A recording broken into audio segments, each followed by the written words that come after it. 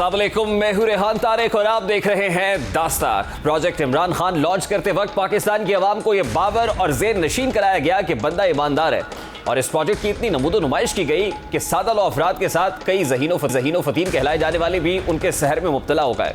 उनके नाकिदीन को हासिदीन करार देते हुए कहा गया कि उन्हें मुल्क व कौम की तरक्की और फलाह की कोई फिक्र नहीं है। लेकिन इसके बरक्स इमरान खान के तमाम काम इकदाम चीख चीख कर बंदा ईमानदार है के बयानिए की नफी करते रहे। खान साहब ने लंदन में फ्लैट लिया और डिक्लेयर करना भूल गए, फिर काले धन को सफेद करने की स्कीम से फायदा उठाकर इसे कानूनी हैसियत दिलाई, मगर यह ना बता सके कि लंदन फ्लैट खरीदने के पैसे कहां से आए थे। ये ठीक है कि एमनेस्टी स्कीम में काला पैसा रियासत कानूनी तौर पर सफेद करती है, मगर दुनिया की अदालती तारीख में यह कभी नहीं हुआ कि चोर को माफी के साथ साथ सादिक और अमीन का सर्टिफिकेट भी थमा दिया जाए। बनीगाला में 300 के नाल जमीन की मनी ट्रेल में भी कई कहानियां बयान की गई। कभी कहा गया कि साबिका बीवी ने तोहफा दिया था, कभी कहा गया कि अपनी साबिका बीवी से उधार पैसे लिए थे, बाद में कहा कि फ्लैट बेचकर उसको पैसे वापस कर दिए थे, लेकिन किसी का बात का कोई सबूत पेश नहीं किया गया। तोशाखाना के तहफ से घड़ी फरोशी तक का अफसोसनाक किस्सा तो हम सुन चुके हैं। इस पर खान साहब नाहल भी हो चुके हैं। ट्रायल कोर्ट में मुकदमे की कार्रवाई भी जारी है और इलेक्शन कमीशन इमरान खान को पार्टी चेयरमैन की सदारत से हटाने के दर पे भी है। लेकिन इस घड़ी बेचने के मामले में पहले और अब भी ऐसे इंकशाफात सामने आ रहे हैं जो इमरान खान, बुशरा बीबी के साथ साथ तहरीक इंसाफ के बाकी रहनुमाओं की मक्कारियां आवाम के सामने आया कर रहे हैं। आज एक और ऑडियो लीक ने तहरीक इंसाफ और इमरान खान के ईमानदार होने, सच बोलने और रियासत मदीना बनाने के बयानिए को पाश पाश कर दिया है। आज एक ऐसी ऑडियो सामने आई है जिससे साबित कर दिया है कि बुशरा बीबी और जुल्फी बुखारी ने तोशाखाना से हासिल की गई घड़ियों को चेयरमैन तहरीक इंसाफ के इबा पर बेचा है। मुबैना ऑडियो में बुशरा बीबी जुल्फी बुखारी के सलाम का जवाब देने के बाद उनकी तबीयत पूछती हैं, उनसे इमरान खान की घड़ियों को बेचने का जिक्र करती सुनाई जा सकती हैं। मुबैना ऑडियो में बुशरा बीबी जुल्फी बुखारी है कि खान साहब की कुछ घड़ियां जो उन्होंने आपको ली थी उनको आपको भेज दूं ताकि आप उनको कहीं बेच दें, जिसके जवाब में जुल्फी बुखारी कहते हैं कि जरूर मुर्शद कर दूंगा। वो ऑडियो क्या है, जरा वो ऑडियो आपको सुनवाता है। हेलो, अस्सलाम वालेकुम जी। जी वालेकुम अस्सलाम, कैसे हैं आप? मैं ठीक हूँ मुर्शद, आप कैसी हैं? अल्लाह के शुक्र, अल्हम्दुलिल्लाह। खान साहब की कुछ घड़ियां हैं, उन्होंने कहा है कि आपको बेच दें, आपको भेज दूं, आप कहीं उनको बेच वगैरह दें क्योंकि उनकी यूज की नहीं है, तो वो चाहते हैं वो आप कहीं कर दें। जरूर मुर्शद, मैं कर दूंगा, मैं कर दूंगा। बुशरा बीबी और जुल्फी बुखारी की मुबैना ऑडियो आपने सुनी। घड़ियों की फरोख्त की ख्वाहिश करने वाली बुशरा बीबी वही हैं जिनके बारे में कहा जाता था कि ये ना तो सियासी खातून है और ना ही उनका सियासत से कोई दूर दूर तक ताल्लुक है। हत्ता कि साबिका खातून अव्वल का किसी भी जगह नाम लेना तक मायूब समझा जाता था। बुशरा बीबी का नाम लेने वाले सहाफियों और सियासतदानों के खिलाफ मुनज़्ज़म मुहिम चलाई जाती थी। उनके घर वालों और अजीज़ों अकारिब को गालियां और धमकियां दी जाती थी। साबिका खातून अव्वल के बारे में भी इमरान खान और उनकी जमात के अरकान क्या कहा करते थे, जरा वो भी आपके सामने रखता है। इस तरह लोगों को गिरते नहीं देखा जिस तरह इन्होंने बुशरा बेगम को अटैक किया।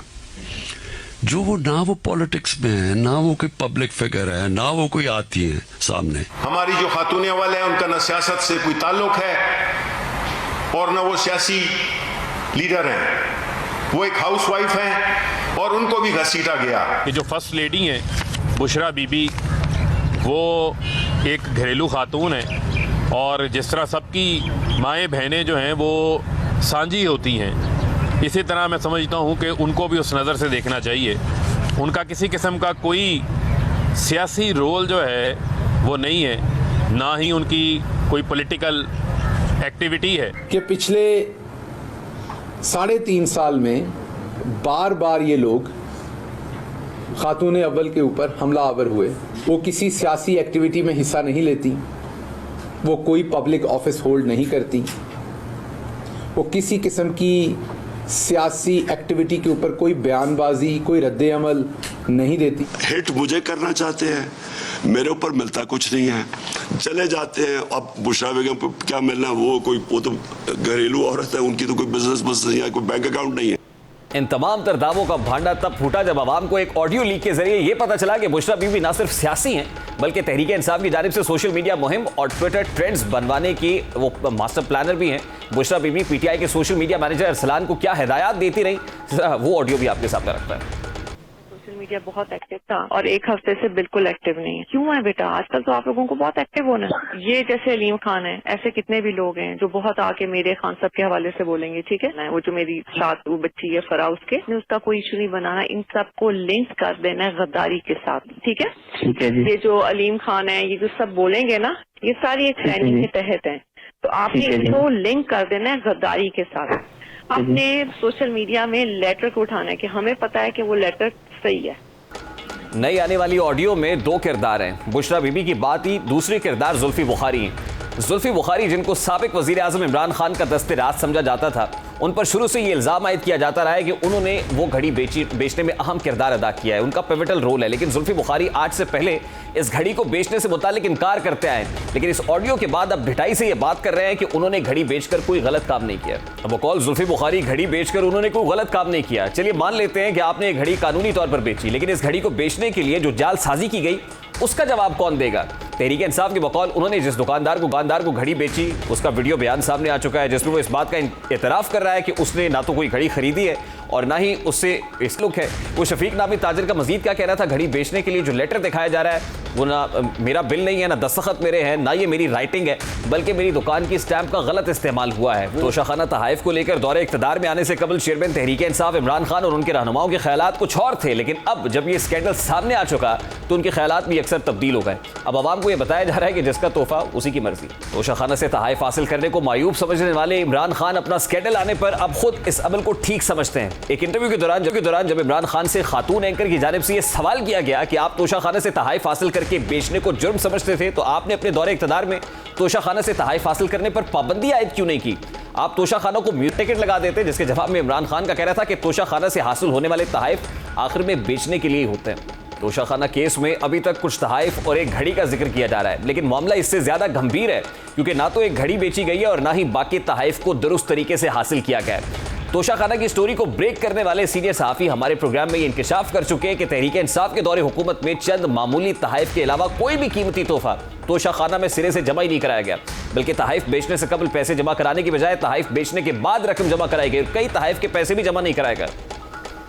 तो तोशाखाना में आते ही नहीं थे ना, वो तोहफा फिजिकली पहले बेच दिया जाता था, मगर रिटेंशन कागजी कार्रवाई बाद में होती थी। असल बात यह है कि गवर्नमेंट को जो पेमेंट होती है वो कैश में नहीं होती। तोशाखाना में कैश में पेमेंट का कोई कंसेप्ट ही नहीं है।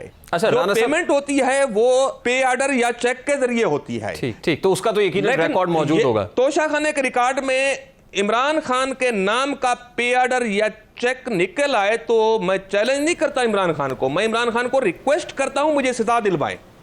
आज की लीक्ड ऑडियो से एक बार फिर यह बात अयां हो चुकी है, तहरीक इंसाफ के दौर में होने वाली करप्शन, तोशाखाना से हासिल किए गए तमाम तहाइफ चेयरमैन तहरीक इंसाफ इमरान खान की इमा पर उनकी मर्जी और मंशा से बेचे गए। ये वही इमरान खान है जिनके बारे में बताया जाता था कि बंदा ईमानदार है। ये खुद भी हर रोज टीवी की स्क्रीन पर नमूदार होकर अवाम को ईमानदारी, खुद एहतसाबी के लेक्चर्स दिया करते थे, बताते थे कि कैसे खलीफा वक्त हजरत उमर फारूक रजी अल्लाह ताला अन्हु ने अपना हिसाब दिया। ये लोगों को बताते थे कि कैसे मगरबी हुक्मरान कानून के ताबे और जवाबदेह हैं, लेकिन आज जब अवाम के सामने उनके कारनामे अया हो रहे हैं तो वो भी दातुलिया दबाने पर मजबूर है। इमरान खान कैसे अपनी तकारीर में हजरत उमर फारूक की ईमानदारी का किस्सा सुनाते थे और मगरिब की मिसालें दिया करते थे, जरा उसकी झलक भी आपके सामने रखता हूं।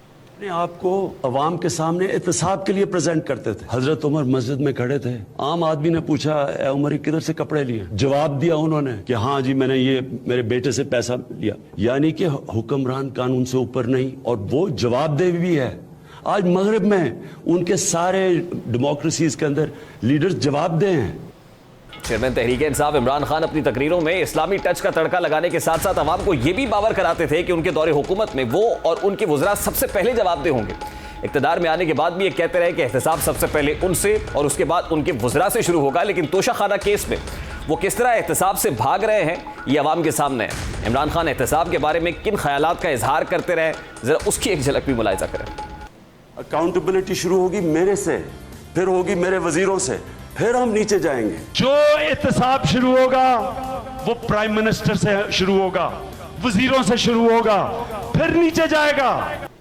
आज वही इमरान खान एहतसाब से भाग रहे हैं, अदालतों में कार्रवाई से हिचकिचा रहे हैं, उनके वकला बार बार इस केस को लटकाने के हरबे इस्तेमाल कर रहे हैं। आज भी इस्लामाबाद हाई कोर्ट ने तोशाखाना केस में इलेक्शन कमीशन की जानिब से नाअहल करार दिए जाने के फैसले के खिलाफ केस की समाअत में इमरान खान के वकला ने भरपूर कोशिश की कि किसी तरह अदालत इलेक्शन कमीशन को मजीद एक्शन से रोक दे और पार्टी की सरबराही से हटाने की कार्रवाई का अमल मुअत्तल किया जाए, लेकिन अदालत ने यह दरखास्त रद्द करते हुए बावर कराया है कि इससे कबल के इलेक्शन कमीशन की कार्रवाई मुकम्मल हो, अदालत इस केस की जल्द समाअत करके फैसला कर देगी।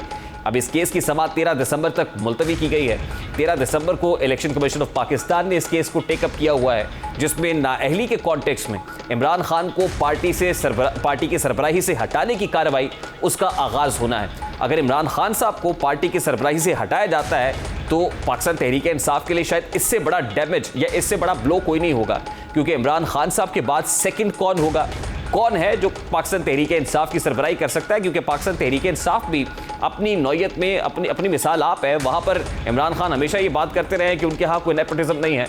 पाकिस्तान मुस्लिम लीग नून के यहाँ ये मामला मुख्तलिफ है। वहाँ नवाज शरीफ को हटाया गया तो उसके बाद शहबाज शरीफ थे, मरियम नवाज साहिबा हैं, हमजा शहबाज हैं। इमरान खान के बाद कौन होगा? पीपल्स पार्टी में भी सूरत हाल इससे मुख्तलिफ है, लेकिन पाकिस्तान तहरीक इंसाफ के यहाँ शायद इमरान खान सेंट्रिक पार्टी है और इमरान खान के गिर्द घूमती है। और ये घड़ियों का मामला तो इमरान खान साहब के यूं पीछे पड़ गया है कि लगता है कि अब क्योंकि नैब रावलपिंडी भी इसको प्रॉप कर रहा है, तहकीकात हो रही हैं और जो जो इसकी परतें खुलती चली जा रही हैं, वैसे वैसे इमरान खान साहब के लिए उनकी पॉलिटिकल स्पेस भी खासी तंग होती जा रही है। क्योंकि ये इतलात भी सामने है कि सिर्फ एक घड़ी का मामला नहीं है, बल्कि जो तहाइफ फरोख्त हुए हैं उनकी कुल मालियत जो वैल्यूएशन है वो तकरीबन 3 अरब से तजावुज़ कर चुकी है। और ये वो तहाइफ नहीं है जो बैरून मुल्क से मिले हैं, बल्कि इनमें बहुत सारे ऐसे तहाइफ भी हैं जो गिलगित बल्तिस्तान या कश्मीर के दौरे के दौरान जो इंटरनली अंदरूने मुल्क से इमरान खान साहब, और फिर उसमें हुआ ये कि वो तहाइफ एज इट इज़ तोशा खाना में जमा नहीं कराए गए, बल्कि उसके जो मास्टर कॉपी है वो तोशा खाना में जमा कराई गई और तहाइफ घर ले गए और पैसे भी जमा नहीं कराए।